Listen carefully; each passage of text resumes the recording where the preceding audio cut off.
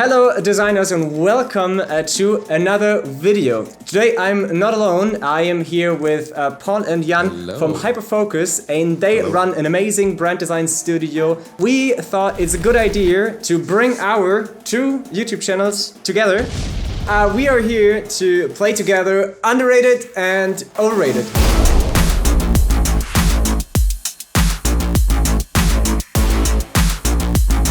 I'm super excited to be here and can't wait to start talking. I don't know what we're going to be talking about. And I have one question for Jan and Paul that I am sure will put them into the hot seat. So stick around. Let's do this. Paul and Jan, what do you think about Humane and its new AI pin?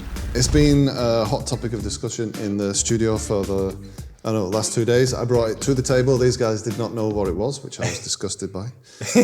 But now everybody knows. I mean, personally, I'm super excited. I want one of these things. It's underrated, of course, because these guys didn't know about it. So it needs to be overrated, but currently underrated until it's overrated. Currently underrated. Okay, I think it's massively overrated. Oh, okay. I can't imagine that the palm of my hand is replacing a Retina high resolution, very bright screen, to be honest. You know what it is, right? It's because Jan has tiny hands. I have the hand pro. Look at the size of my hand. By default, the I'm bigger in heaven screen, yeah. with my hand. Okay, what do you have for me? We're talking ChatGPT. Phew. I tested yesterday to build my first GPT and I was blown away. What are you capable of in just building within 1 hour? So because I built behavioral scientists that can help me to, review my user interfaces based on behavioral scientific facts. And it was okay. In the media, it's a bit overrated. I think if you really use it as an, professional tool, it's properly rated. So it's not underrated, it's not overrated. I think it's right in the middle. If you're just, think about it in a professional way. If you're just thinking about it in a populistic or a media buzzword way, then it's definitely overrated. All right, thanks. Sure. There is a funny brand collaboration coming up and it's Tiffany and Pokemon. What do you think about, in particular, this collaboration or crazy brand collaborations in general? Go ahead. I don't know about the Pokemon. Oh, Pika. Jan, please. You say something. I need to think about it. Okay, when I think, I haven't seen it either. I assume it has something to do with Daniel Arsham, but maybe that's completely wrong. I have no idea. Yeah, feels a bit weird at the first glance. I think collaborations in general are overrated, since pretty much every collaboration has done, and they're really desperately looking for new collaborations which seem to be very unconventional and unexpected. It also feels a bit random. I think so too. Because it was a nice growth hack a couple of years to build audiences, but I don't know. Most of the time it's kind of strange. There are some of them, but in general I think it's overrated. I think it, unfortunately, also died a bit with Virgil as well.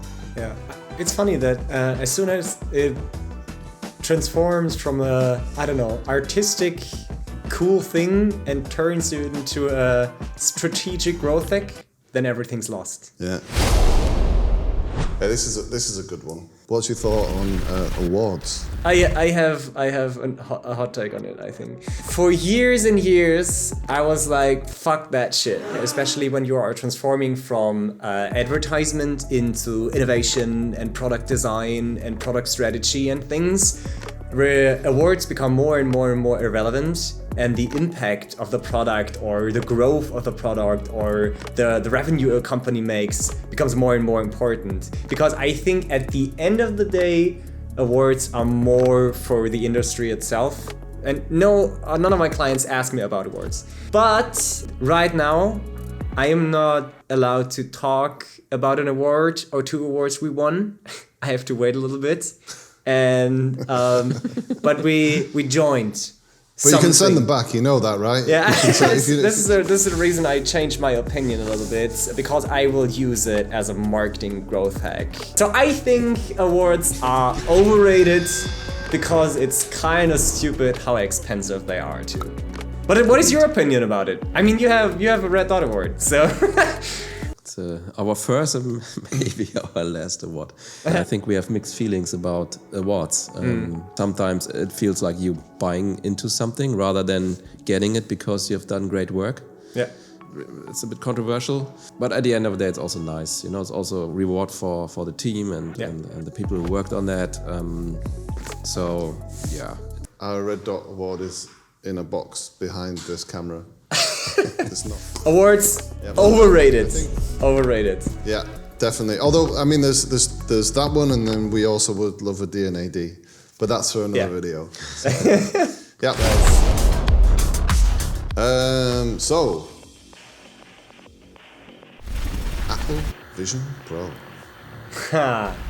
I didn't have the chance to try it out, but I heard some stories, I read some articles.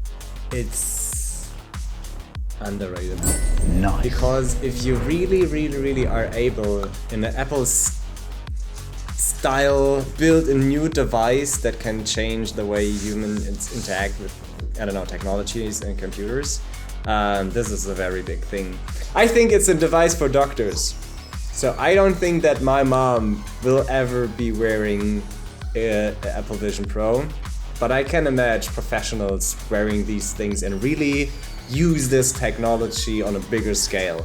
I, at one point, could never have envisaged my mother having a Zoom call with me, or I could imagine you would never envisage your dad sending you TikToks, which you did the other day. Yeah. Top 10 Fortnite dances in real life.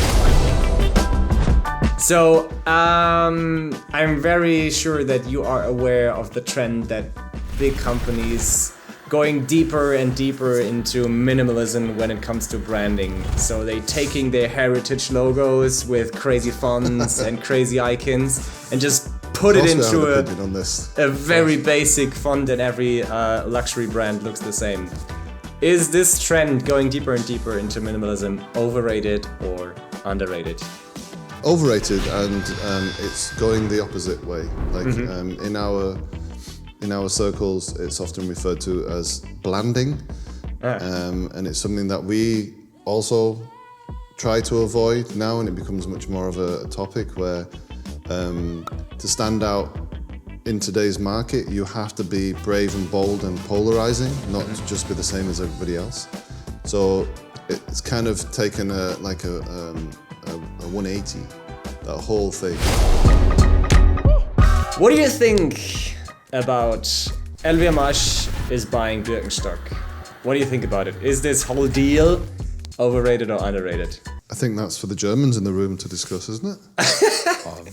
You don't have a pair of Birkenstocks? But German, that's the German uniform. You ain't German without a Birkenstock. Come on. Okay, I think that is overrated. Yeah. Birkenstock, I have mixed feelings with. For me, that's not really a premium product, to be honest. Maybe also because the shops are very shitty. They have. It's not really like nice experience to go to a Birkenstock shop. It's actually a very terrible experience. Naked feet everywhere. Naked feet everywhere. I think so too. I think they bought a trend. That's the thing. I don't know. Buying Rimowa, you buy a timeless asset. But I think with Birkenstock, you buy a trend. You might want to try a Birkenstock sandal. Shut the hell up. It's YouTube. Overrated or underrated? Ooh. I think it's still underrated. I think it's the best and most sustainable platform we have out there. It didn't change in any kind over the last 10 years. Yes, a little bit user interface here and there and a couple of smart features here and there. But at the end of the day, it's people are uploading good or bad videos, and it's rather informational or funny or whatever. If I should choose only one platform to stay on this earth, then it would be YouTube. Because I think it brings the most valuable to the people. Because if I want to know something, I go to YouTube. And it doesn't matter if it's how to make a very good steak or how do I design a very good user interface in the automotive industry. You can find everything. Problem-solving videos all around the world, super accessible. I think it's a genius product.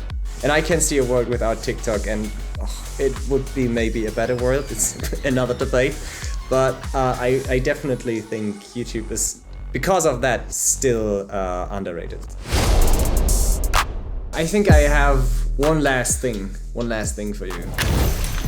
What do you think about big tech and marketing festivals like OMR, Web Summit, whatever? Man, I think it's difficult because you put us on. Definitely, you can feel the heat because in some way, all these things we are kind of connected. Are we talking about a specific festival, or I know? Yeah, it's like comparing Dockville with Glasgow. They both have value, bring community together, which open doors to like the public domain. So it allows people in. I like the explanation, but are big tech festivals overrated or underrated? Yeah. That's what I want to try and. It's very difficult to. Big ones, underrated or overrated? I'd say underrated. Nice. Because they get a lot of shit. They get a lot of negative press. Because like with OMR, for example, you can pay your way onto the stage, which I think is dreadful. I hate that. Yeah. But if big sponsors allow stages to exist and then invite guests on, and that has nothing to do with paying you, earn your way onto the stage through innovation, through like the projects that you're working on or doing good things. To have a world stage is a very, very important thing. Okay. Yeah, my initial thought was overrated, but now when you explain it, I prefer the smaller festivals, where you can build real relationships. At these big festivals, like everyone has kind of his own agenda. But yeah, it's also depending on what festival you go. I think every festival has his own character. But overall, I would say overrated. Okay. Good. Nice one.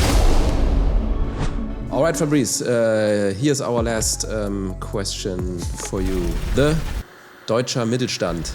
So for all of those English-speaking people who have no clue of the German language, could you please explain to those out there what that actually means?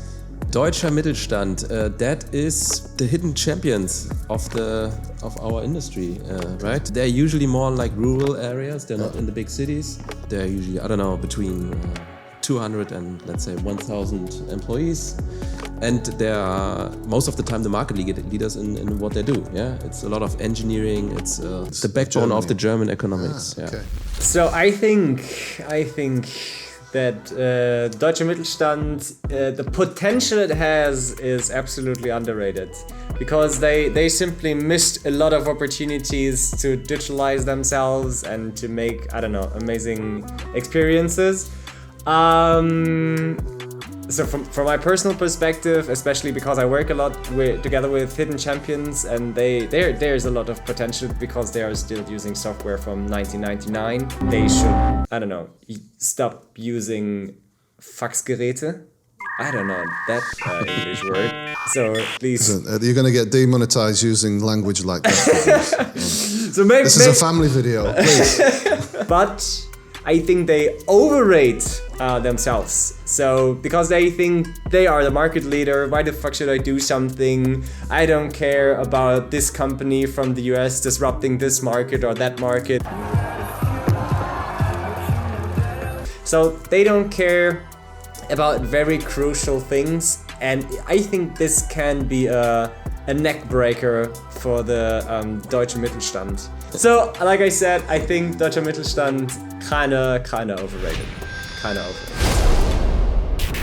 Okay guys, so I think this is a very good outro for this episode, the very first episode of Underrated Overrated. If you like this video, or I don't know, if you like what we are talking about, click this little button right here, everybody knows it. I will definitely put your website and your LinkedIn or whatever into the description of this video, so if you are interested.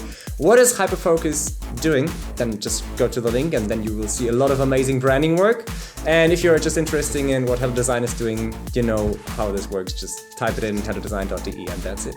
So Jan and Paul, thank you very much for this video. It was a pleasure. Absolute pleasure to be here. Big fun, actually. See you next time. Bye bye.